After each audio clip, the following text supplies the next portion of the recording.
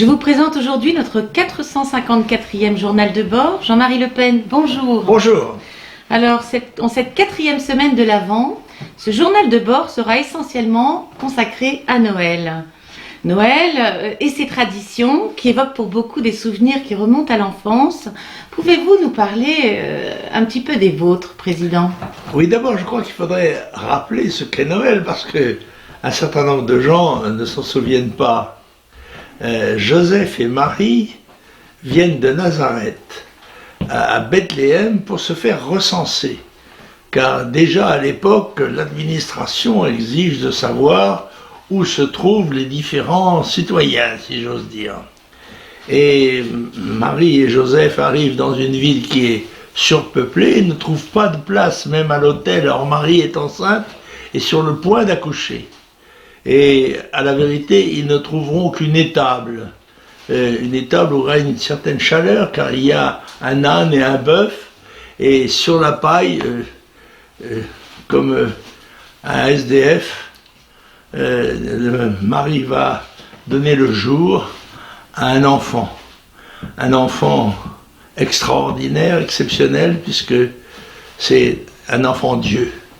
Et c'est Jésus, le petit Jésus, dans sa crèche, qui va illuminer à partir de ce moment-là l'histoire du monde. Voilà.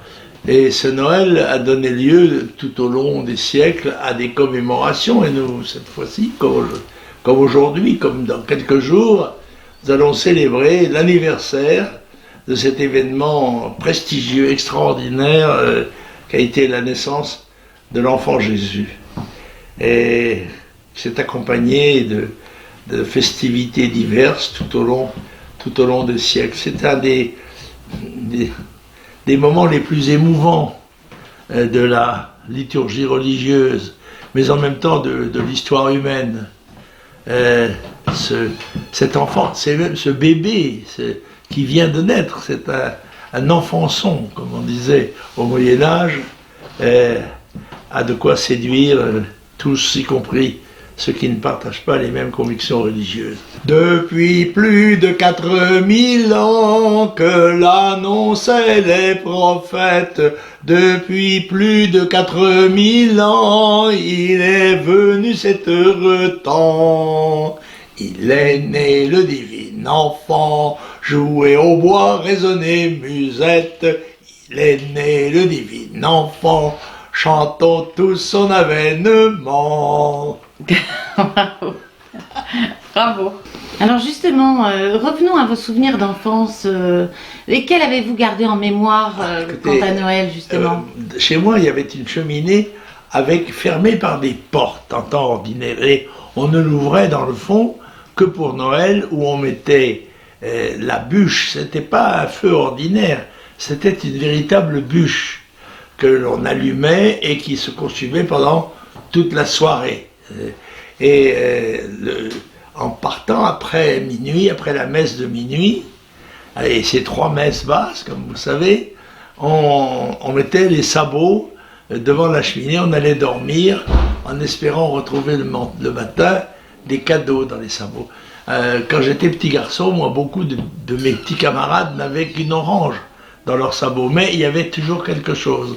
C'était pour cela que les enfants aimaient beaucoup Noël. Depuis, ça s'est en quelque sorte modernisé et enrichi au point de vue des cadeaux dans la société de consommation. Mais ne déplorons pas. C'est ça, c'était les Noëls. On allait à la messe de minuit, il faisait déjà froid même chez nous, parce que je rappelle qu'en Palestine, il faisait froid, il fait froid l'hiver. Et donc, quand Joseph et Marie se réfugient dans cette étable, ils sont contents de trouver dans le fond la laine des deux, du bœuf et de l'âne pour réchauffer le petit Jésus qui n'en peut mais. Bon. Alors dans les Noëls, un nombre de Noël étonnant dans ma vie, j'en ai passé un au Sahara, sur le puits numéro 2 d'Assim et Saoud, sur le Derrick, en haut du Derrick, Et à minuit, nous avons arrêté, enfin les ouvriers ont arrêté le trépan et on a bu le champagne. Il faisait un froid de loup. Car au Sahara, le 25 décembre, avec du vent en haut d'un derrick pétrolier, et il ne faisait pas chaud. On n'était pas équipé pour ça. Ça, c'est un des souvenirs. Un autre, nous sommes j'ai donc participé à l'opération de Suez. Nous sommes partis sur un cuirassé et nous rentrons sur un cargo, ce qui est une assez belle description de l'opération à laquelle nous avons participé. Mais évidemment, nous n'avons pas d'arbre de Noël. Je dirai un mot tout à l'heure de l'arbre de Noël. Et les légionnaires vont à partir d'un madrier de bois tailler dedans un arbre de Noël. D'abord un tronc, puis ensuite des copeaux qu'ils vont peindre en vert et coller de façon à faire un arbre, un Tannenbaum, symbole surtout pour les germaniques de la fête de Noël, car ça n'a pas beaucoup de rapport, somme toute. L'arbre de Noël, le Père Noël, sont des notions qui se sont agglomérées à la fête religieuse en quelque sorte. C'est la partie festive à destination des enfants de cette fête de Noël. Le Père Noël est d'ailleurs apparu, je pense venant des États-Unis, un peu avant la Deuxième Guerre mondiale. Quant à l'arbre de Noël, il est postérieur, je crois, à la Deuxième Guerre mondiale, et il est venu d'Allemagne. C'est l'Allemagne qui, avec ses forêts, son Westerwald, qui nous a amené cette profusion d'arbres de Noël qui sont chargés de bougies, de boules multicolores, voilà, cette ambiance de fête qui accompagne, mais qui ne doit pas masquer ce qui est essentiel, c'est-à-dire la naissance de l'enfant Jésus, de l'enfant Dieu. Est-ce que l'idée du Père Noël ne vient-elle pas de Saint Nicolas? C'est ça. Je pense que nous avions l'équivalent, mais en moins sophistiqué peut-être. En effet, ça vient de la légende de Saint Nicolas. Et le Père Noël, c'est Saint Nicolas. Maintenant, il est absolument défini avec son bonnet rouge comment dirais-je, à fourrure blanche, etc. Et il venait en principe sur un traîneau tiré par des comment dirais-je, ce ne sont pas des cerfs, ce sont des rennes. Des rennes, c'est ça, tiré par des rennes. Et tout le monde redevient un petit peu enfant, et c'est ça, c'est la grâce de la fête de Noël, c'est que chacun d'entre nous redevient pendant quelque temps un enfant. Et à cet effet, l'avez-vous toujours été durant cette période magnifique? Avez-vous toujours été un petit peu enfant au moment où arrive cette période de Noël? Oui, est-ce qu'elle a compté tout au long de votre si vie vous d'adulte? le permettez, le souhait que je voudrais émettre cette année, que chacun d'entre vous ait pendant quelques instants la chance de retrouver l'esprit et l'âme de leur enfance à l'évocation de cet événement merveilleux qu'a été la naissance de l'enfant Jésus.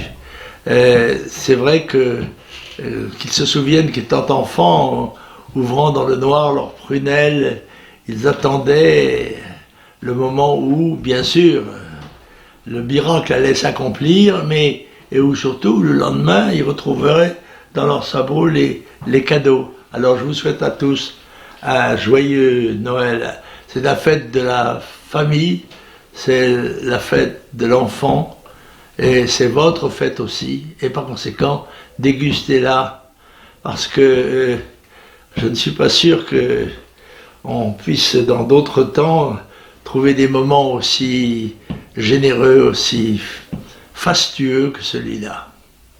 Je vous remercie infiniment, cher Président. Pouvez-vous nous faire l'honneur d'entonner un petit cantique, justement? Je peux peut-être essayer de chanter le Minuit chrétien d'Adam.